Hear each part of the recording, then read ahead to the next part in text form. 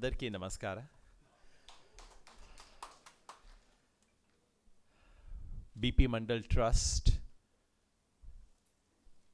and its living soul, my friend Dr. Ala Venkatasarulu, my friend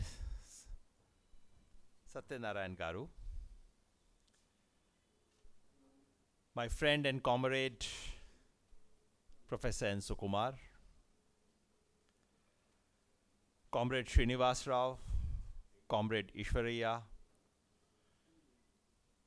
Sri Kolamkonda Shivaji, my young friends Bhanu, Prasanna, Nasarji, Yogendra, Dr. Dhara, and the senior most Gen Z in this room, Vadde Shobana Garu.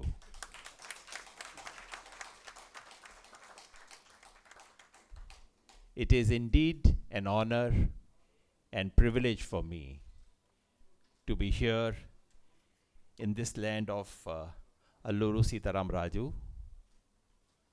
and to share the stage with all these dignitaries, especially Vadde Garu, who I have known for some time as a comrade, as a senior source of inspiration in the farmers' movement. And when I say he's the senior most Gen Z, I do not mean it as a joke. Because for me, being young is not identified by the color of your hair. You can have black hair, be the son of some big man, move around, repeat old slogans, old ideas, old visions. That does not qualify to be Gen Z. For me, being young is to be young in ideas. Being young is to be able to say, this may have happened in the past, but it shall not happen now. Being young is to be able to say, no one may have solved this problem, but I shall do it. I see all those spirits in Vadde Garu, and that's why I say he is the senior most Gen Z in this room. I'm grateful to the organizers that we have some youth on the stage today. Normally, only people like me with white hair are on the stage. We at least have 4 representatives today. But I'm hoping that by the next time we have a meeting like this, those who are sitting at the back, they will be sitting in the front. People like me should be sitting at the back. Instead of 4 young people, only 2 or 3 of my generation should be on the stage. All of them should be here on the stage. And instead of only 1 woman on the stage, we should have at least 1/3, if not 1/2 women on the stage. That would be keeping in with the spirit of the changes that this new generation seeks to make.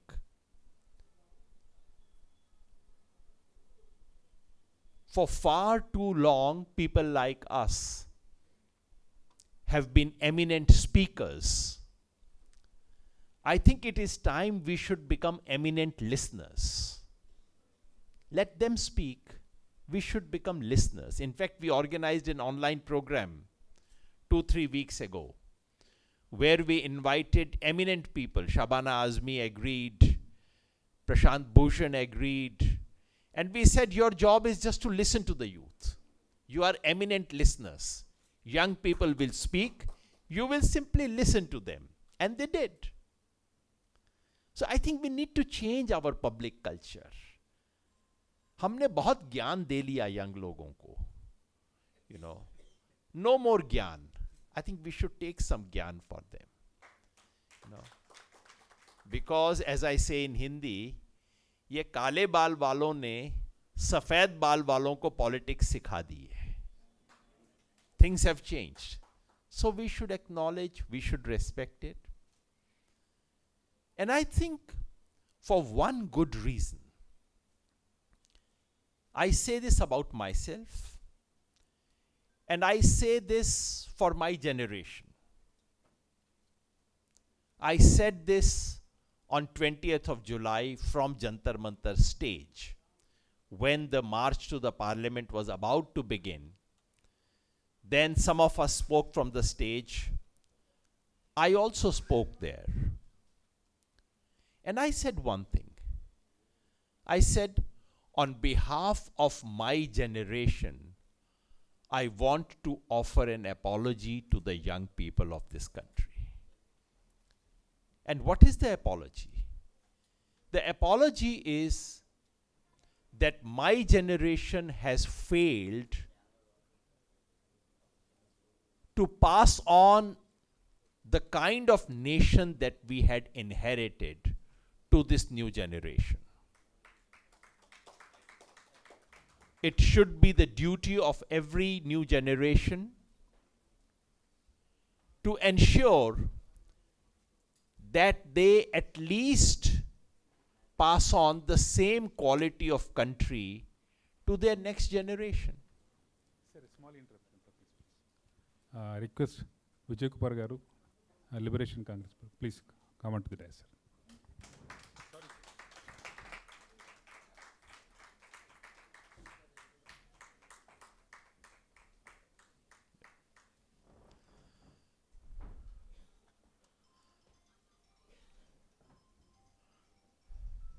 I said that my generation owes an apology to the youth because, for example, when I was born in 1963, India was a poor country.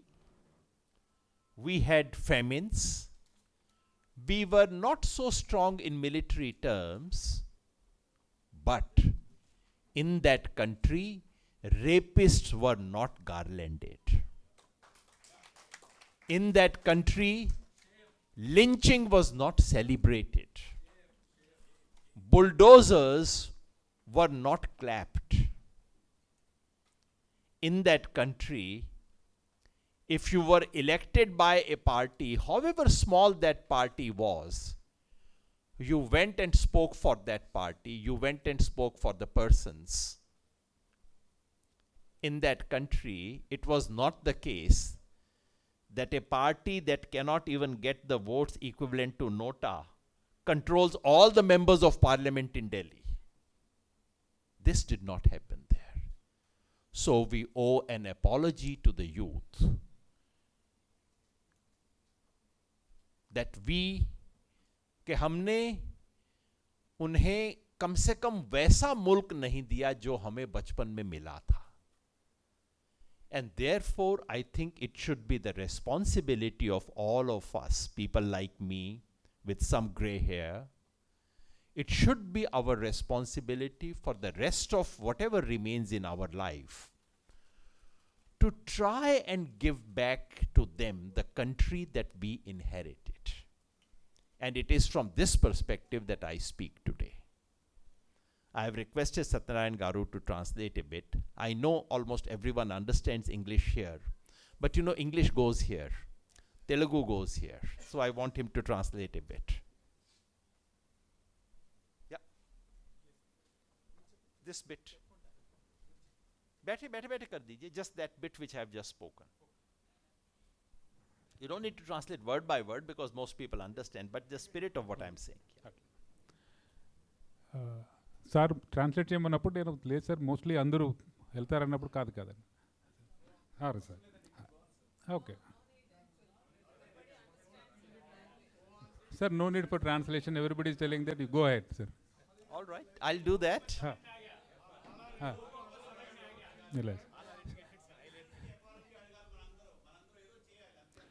Sir आप दिल से बात रहे हैं ना sir, बात कर रहे हैं ना, सबको मालूम हो रहे हैं सर. आप इंग्लिश में बात करो, जो भी बात करो, जो दिल से बात कर रहे हैं, so everybody is able to understand. All sir. right, That- good, that- good, good, good. Thank you, thank you, thank you. So, I really think that we should try and understand this youth protest in its broader frame. What we are being told is very simple story. There is this young man, that Chief Justice of India says cockroaches. A young man called Dipke sitting in US starts Cockroach Janta Party, and youth of this country align behind him. That is not the entire story. That is just the occasion. That is just the trigger. Like they say in the World War First, why did World War I begin? Because someone in Sarajevo shot a prince. No, that was just the trigger. That was not the cause of the First World War.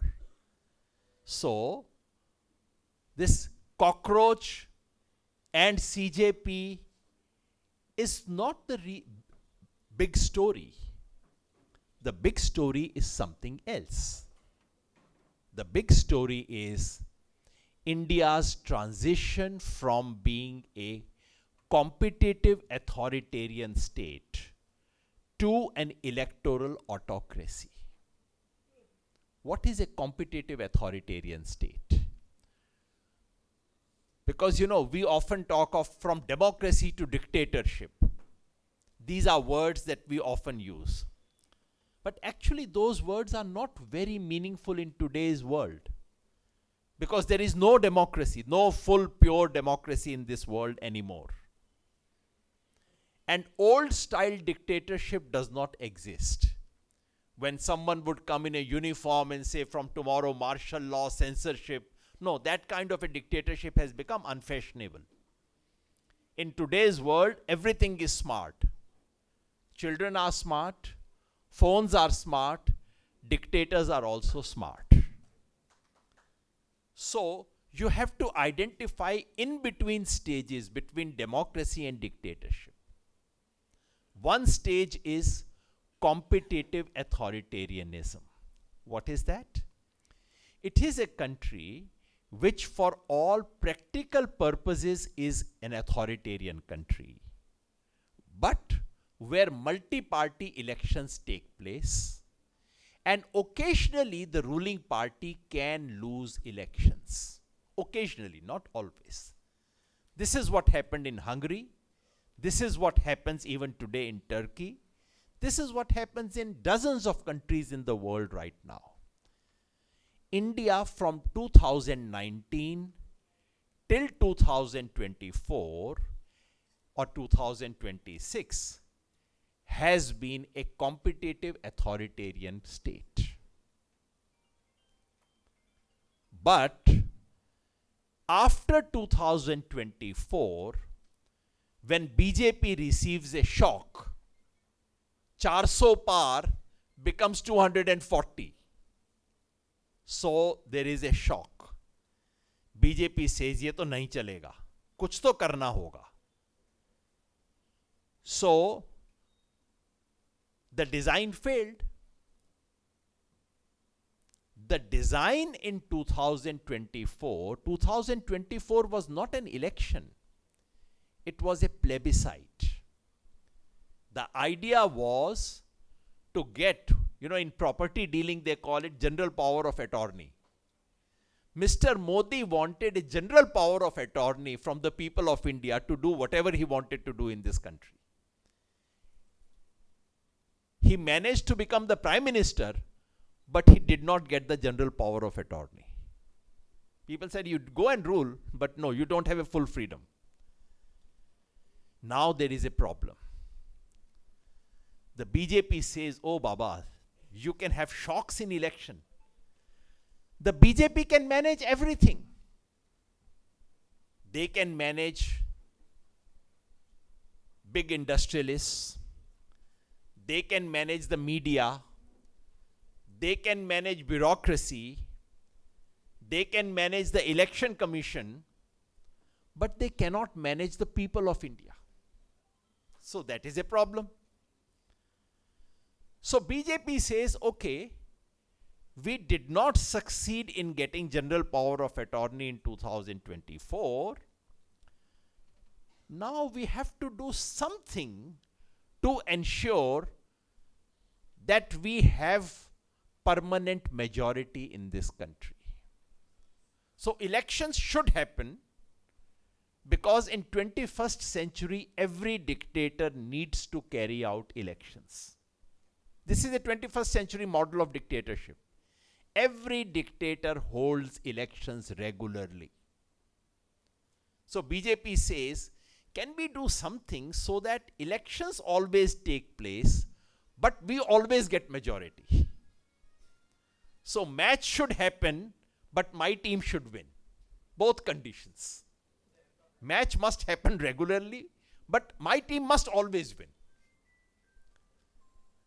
And for that, BJP has brought about 3 very major changes.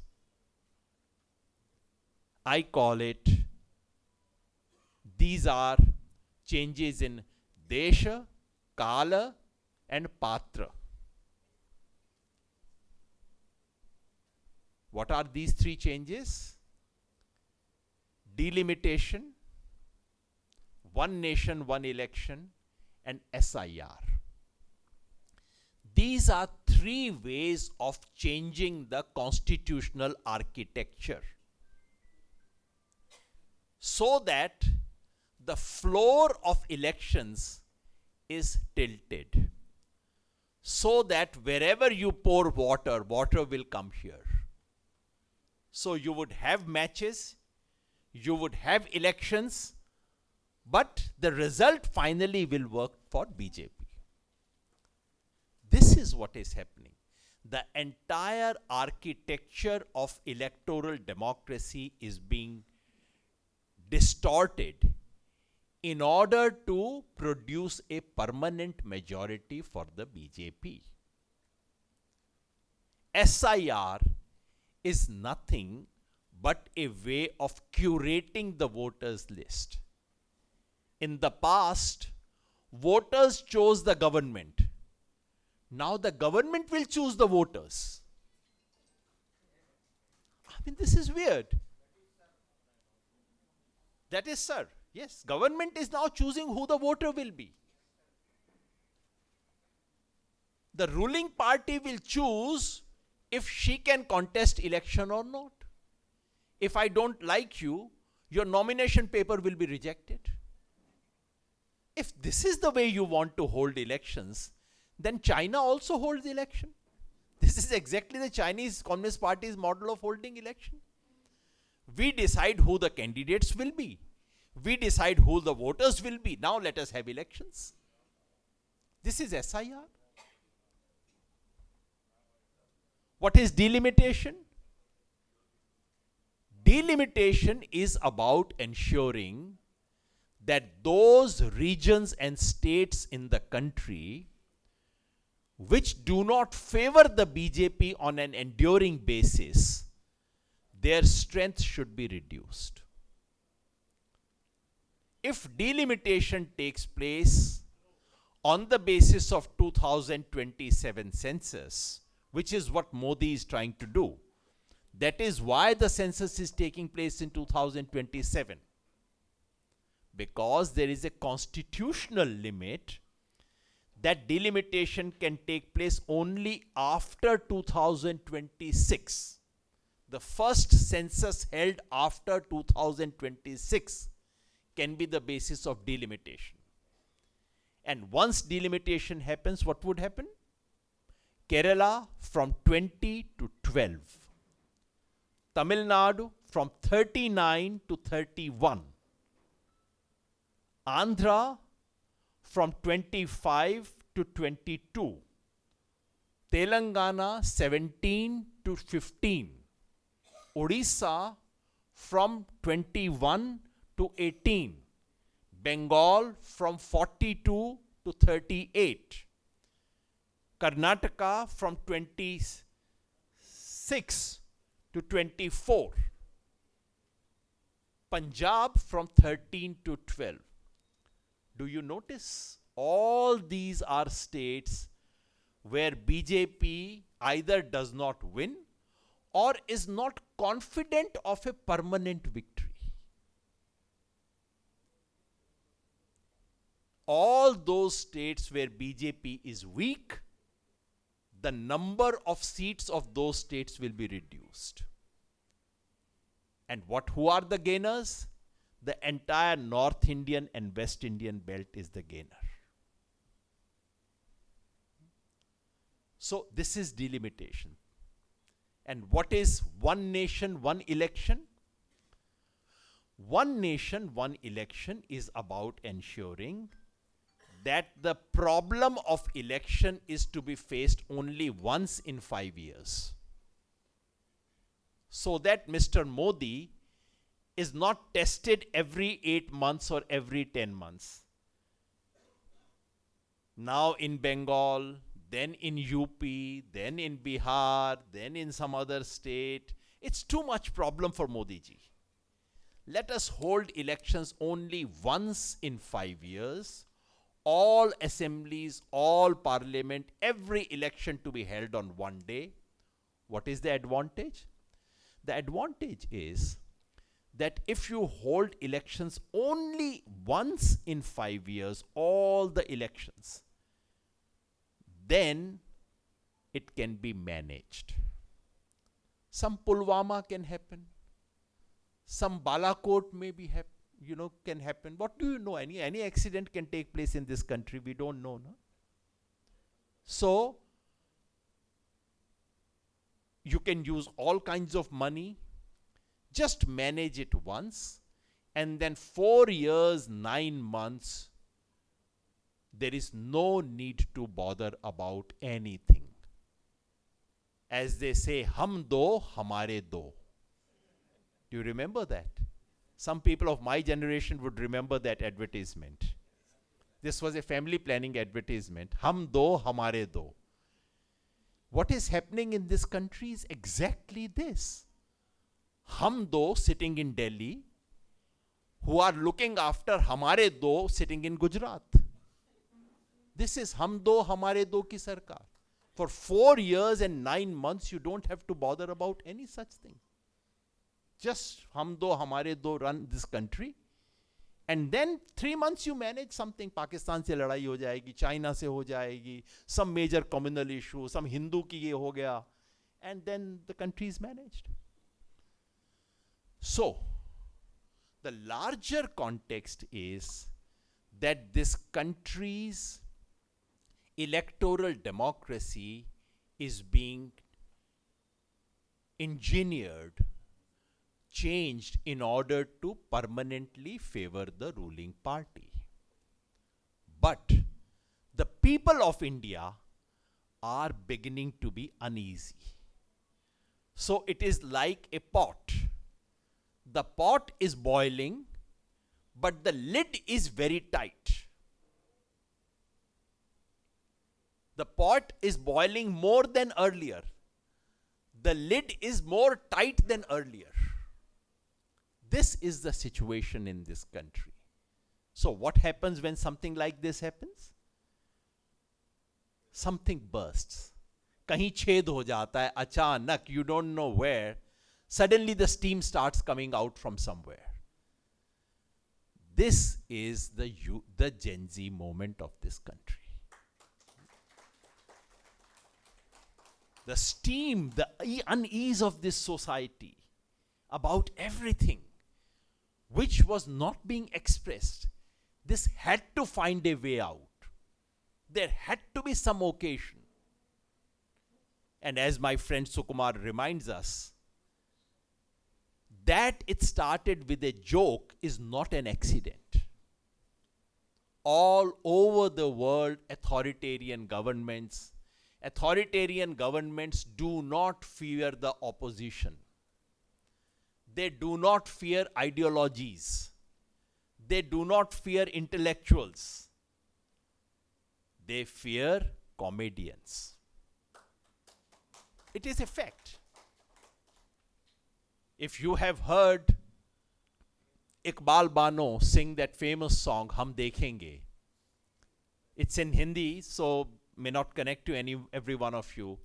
But I would very strongly recommend to all of you, to young people, go to YouTube, check Iqbal Bano Faiz Hum Dekhenge Lahore.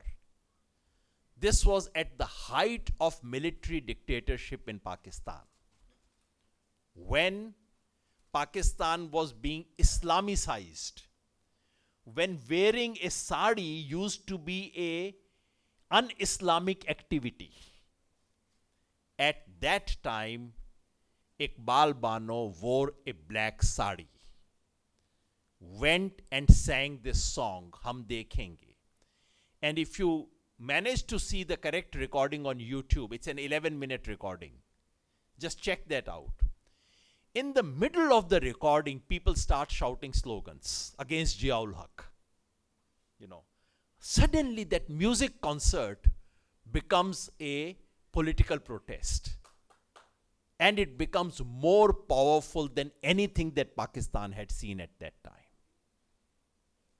This is how the balloon of dictatorship is punctured. A joke, a meme, a song that punctures the balloon. This is what cockroach is all about. It is that little all-pin which has pricked the balloon of dictatorship authoritarianism in this country.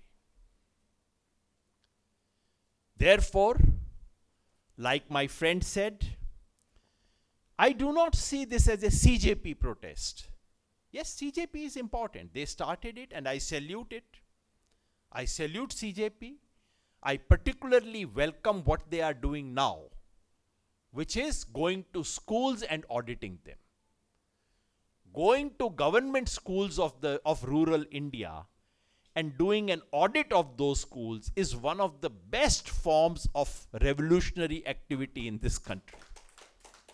CJP is doing it. I salute them.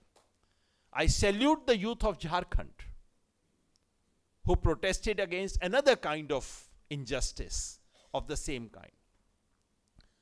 But this activity is happening all over. In Jantar Mantar, there were so many organizations who were involved in Jantar Mantar protest.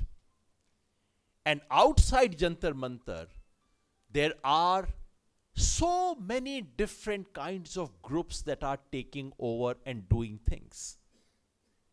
Day before yesterday in Rajasthan, as many of you must have seen, they go to check a school. And BJP sends its goons to beat them up. The government puts posters to say you will not be allowed to visit schools because it would disturb educational activity. There is no education in the school. Nothing is happening in those schools. In Andhra too? Yes.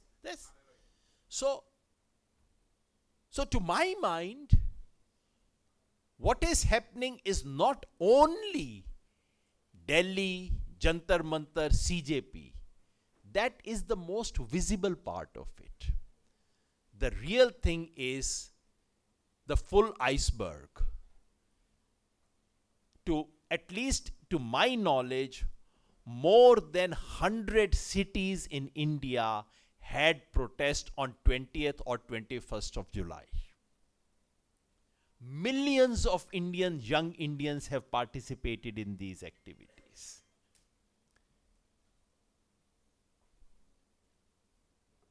They say this Gen Z movement is about paper leak. I don't agree. No, it is not about paper leak. Paper leak is again just a symptom. It is about the leakage of the entire system. Education system leaks, job situation leaks, this democracy leaks. In Hindi, I say, ये जो लोकतंत्र leak तंत्र बन गया है इस देश में, उसके खिलाफ प्रोटेस्ट है.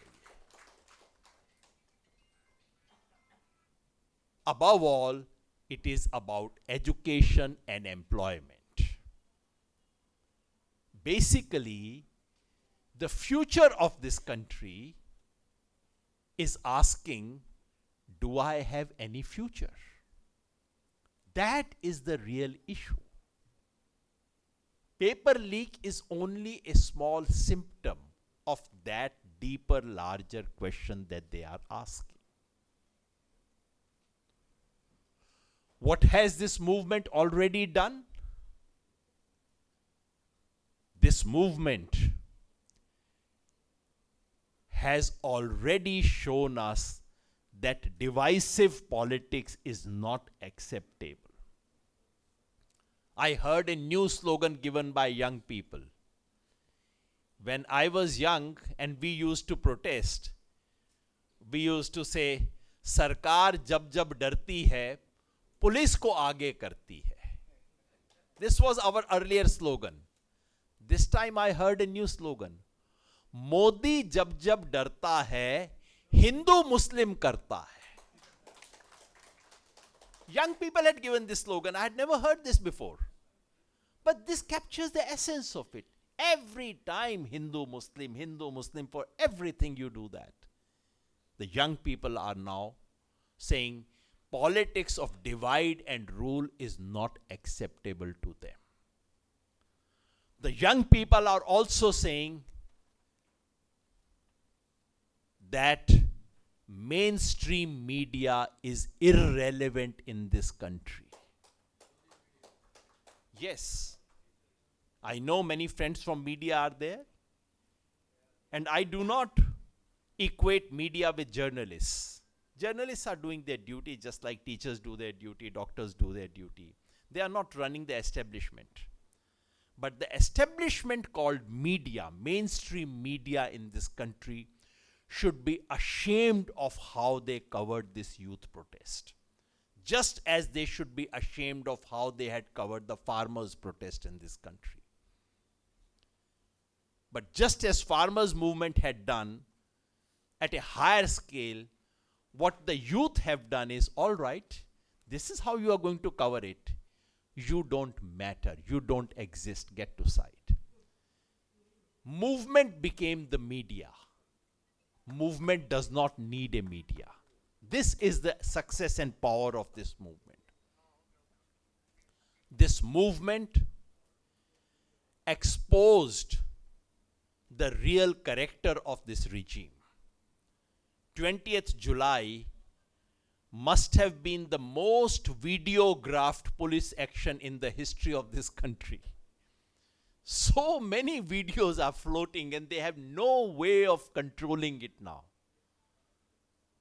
You are brutal, you suppress the youth, and you cannot hide it. Earlier you could do it.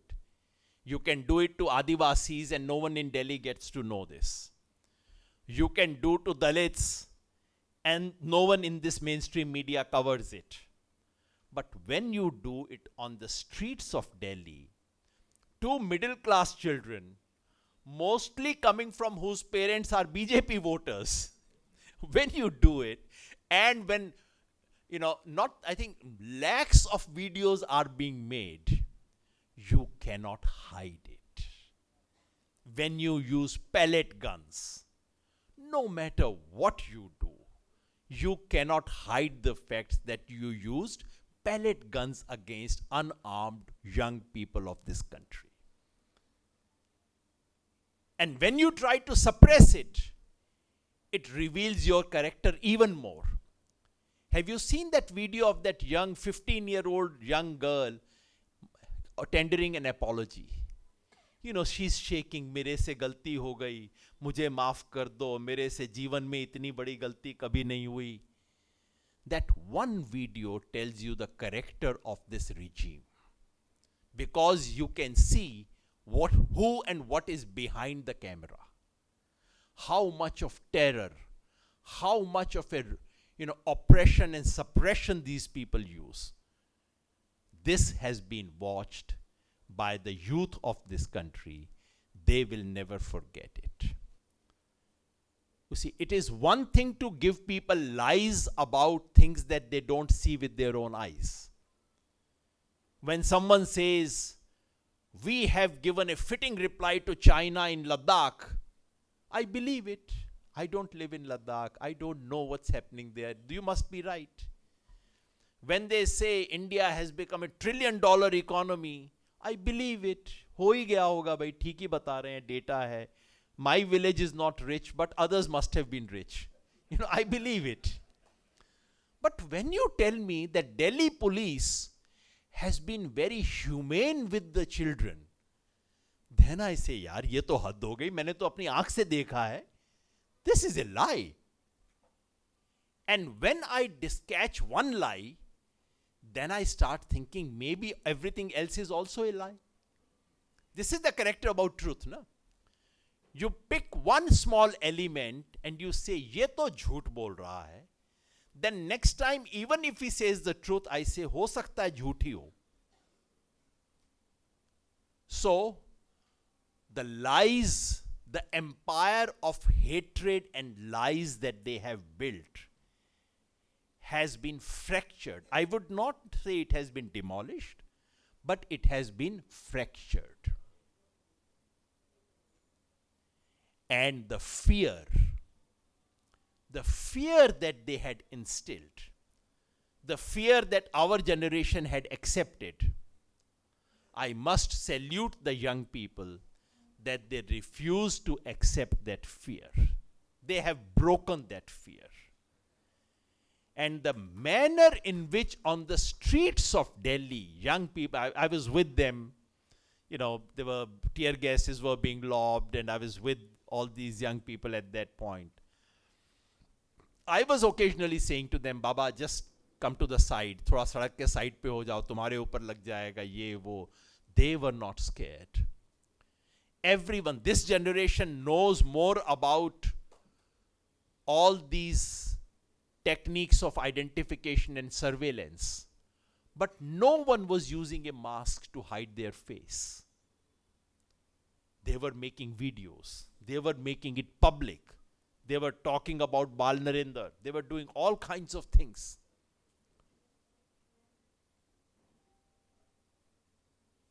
Later on, now the regime says, oh Baba, they are giving galis.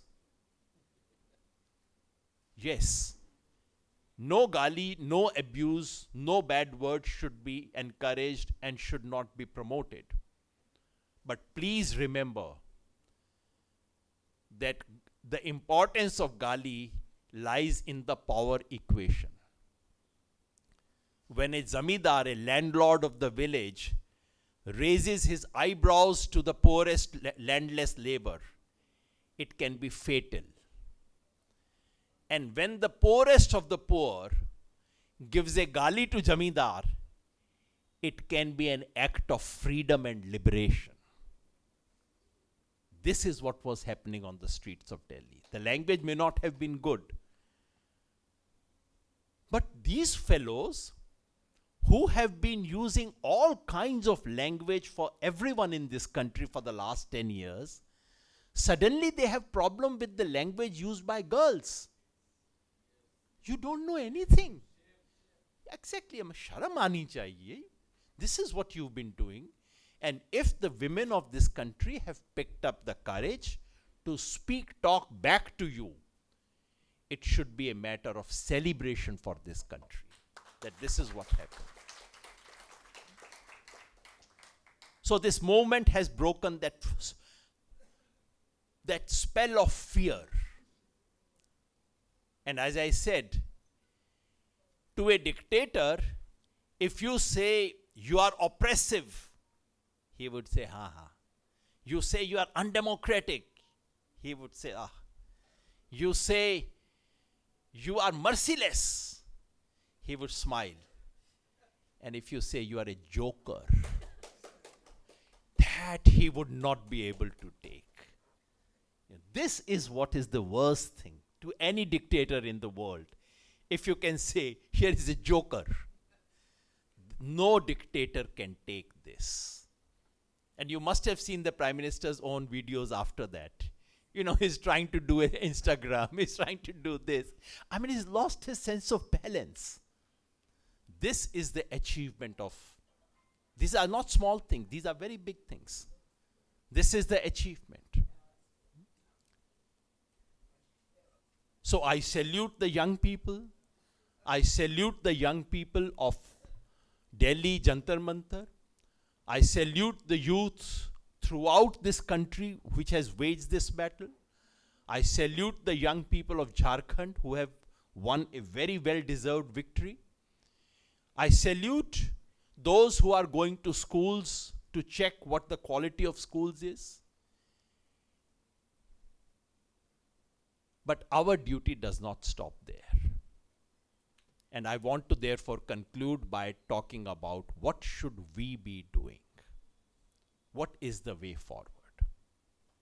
And I will start with what my friend Sukumar said, which is, if the youth are saying something to us, as I said, I started my speech by talking about guilt and apology. Honestly, all of us who have some gray hair, हम सबको शर्म आनी चाहिए. हम अपने बच्चों को वो इंडिया नहीं दे पा रहे हैं जिस इंडिया में हम पैदा हुए थे. We need to do something better. All of us fortunately have some years left. Maybe 10, 15, 20, whatever is left for us. I think we should all make it a mission कि जब मेरी मौत हो, when I die, at least I should be able to say, okay, I gave you the India that I received. Maybe I made it 1 degree better. At least 1 degree better. This should be our mission. And if this is the mission, then we should do the following. Number 1, please forget our ideological certainties. I know many of us sitting in this room, many I personally recognize, we have all believed in this ism or that ism. Marxism, socialism, Ambedkarite, feminist, environmentalism, all kinds of isms we have believed in. We have tried to teach it to the youth. It did not register to them. We kept saying, tum ye seekho, tum ye seekho. They did not take it.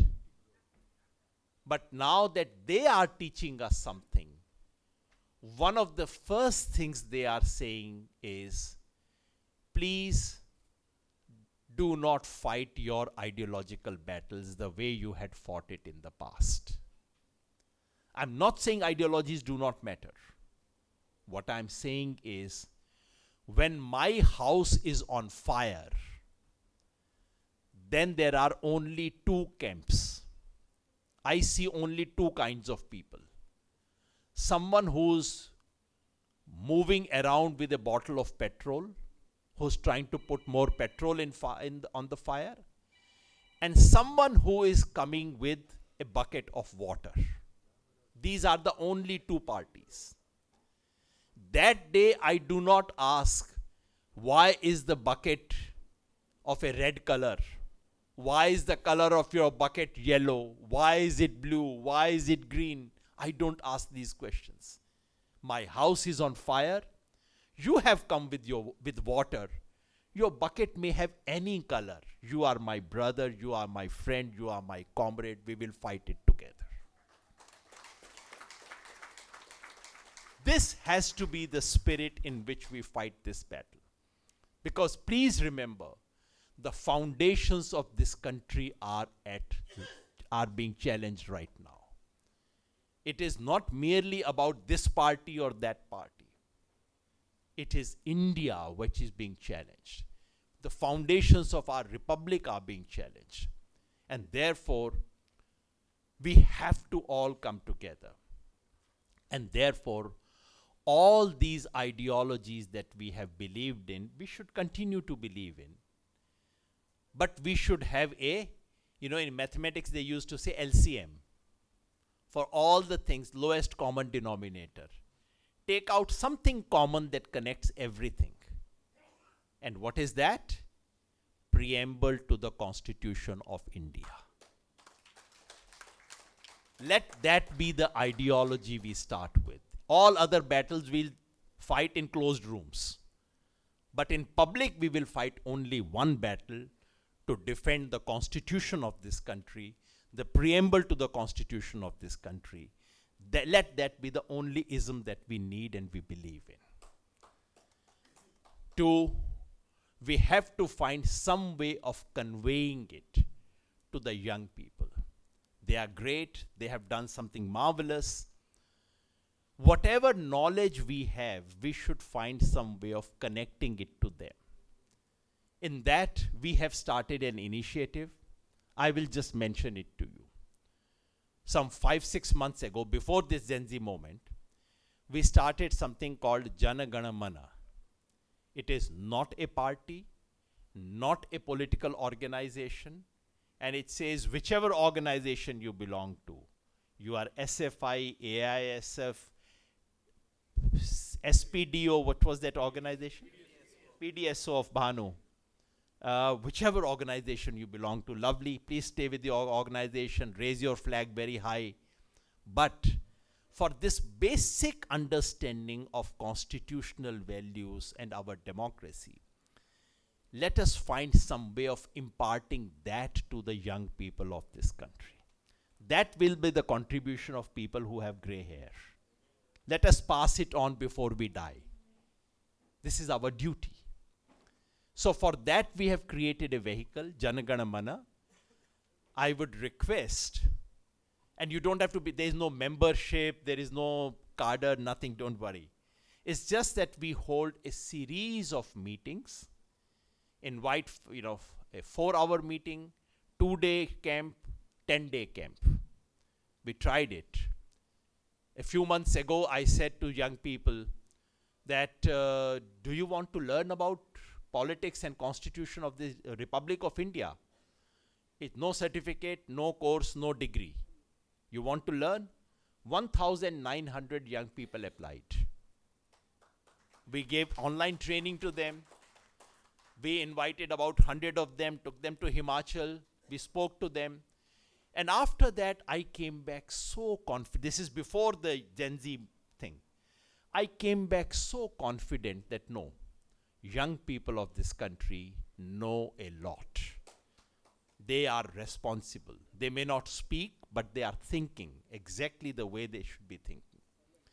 This is what we need to take to the entire country. I would request Dr. Allah to please organize one such camp only for young people, 100 young people, bring them for 2 days. I will happily come, spend my time, I have honestly decided this is my mission for the rest of my life. This is the main mission that I want to do. Pass it on to the young people. Before we go, this is one duty all of us have. Before we go, pass it on, give it to them. So this is one initiative that we want to undertake. You may not like Jana Gana Mana. You start something on your own. You call it anything you want to do. Doesn't matter. Jhanda, letterhead, these are of no consequence. The second thing that we need to do is to put energy behind what the young people are doing. Instead of standing ahead of them, let us learn to stand behind them. They are going to schools to verify the schools. Ask them to also go to colleges. These private colleges run by politicians, all of them, business making propositions, all illegal profit making institutions which pass off as university and colleges. They are all shops. They are not colleges or universities. These are all commercial establishments. These are shops. Why don't we go and audit them as well? Absolutely. Yes, this is mafia. Not just pariksha, sir. Shiksha mafia. The whole thing is a mafia here. All patronized by politicians. So let us stand behind these young people and do an audit of all so-called educational institutions of this country. That would be great. But we need to do something else. I call it dard ka dard se rishta. When I have a problem, I stand up, I protest. That's a normal thing. He has a problem, he stands up, and I keep quiet. That is a normal thing. But when I have a problem and he stands up, that is what makes politics. That is what makes beautiful, transformative politics. In this country, there are all kinds of issues. The youth are asking about education and employment. Another part of the youth is concerned about environment and climate. There are issues of the farmers, issues of the workers. Remember what happened in Noida? I don't know how many of that news reaches here. The manner in which workers in Noida have been treated just for demanding minimum wages. Legal minimum wages is all that they were demanding. The way they have been treated. If the young people could stand with them, no one would have the courage to touch them. So what we need to do is to make a garland. Connect one pain with another pain, with another pain, with another pain. Connect the youth to farmers, to workers, to Dalits, to Adivasis, to minorities, to women, to LGBTQ. Connect all of them. You touch one and everyone else will stand up. Once you do that, then you have done something very big. Currently, this Gen Z protest, I don't even know the word Gen Z. And it's only recently that I learned that in America, they don't say XYZ, they say XYZ. That is why it is Gen Z. I used to say it's Gen Z, but this is Gen Z because of that American lingo. I don't even know this lingo. I don't even know what is Gen Alpha. All these are new words. What I know is that there is a future of this country, that there are young people in this country, that they are standing up, that they have already caused a disruption in the smooth journey of authoritarianism in this country. They have suddenly created a disruption. But disruption is not enough. Disruption must lead to transformation. That is where we become relevant, not as leaders, but as their followers. If we give them strength, if we give them ideas, if we give them resources, if we give them time, if we give them courage, and if we take courage from them, then this disruptive moment can become a transformative moment, which is what we need, and which is what I really, really hope we would be able to achieve. Thank you very much.